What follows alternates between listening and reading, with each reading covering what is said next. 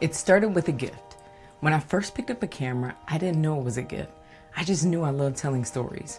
Over time, I chased trends, did what the industry said was successful, but deep down, I knew there was something more, but I couldn't figure it out.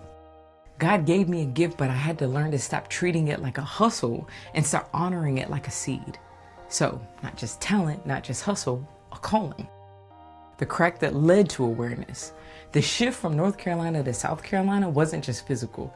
It was a transition in my entire life. I went from being busy, chasing what I thought was success, to suddenly being still. I became a stay-at-home mom, and everything in my business just stopped. No more inquiries, no more rush, just quiet. And that's when awareness came. As I sat in the stillness, I started reading the Bible.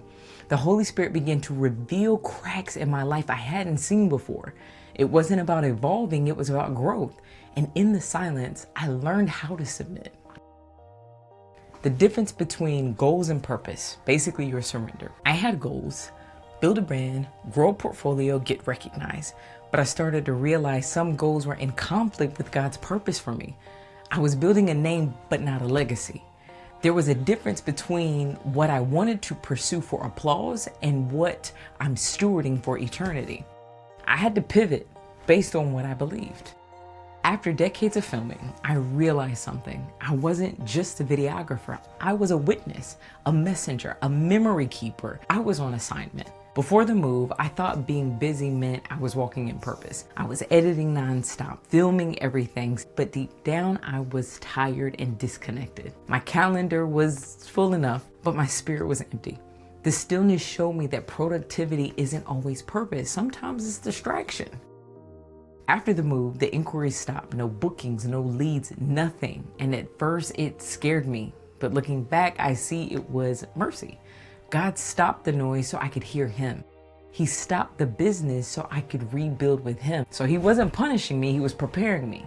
Stillness was actually a setup for something sacred. Awareness didn't come from ambition, it came from the word.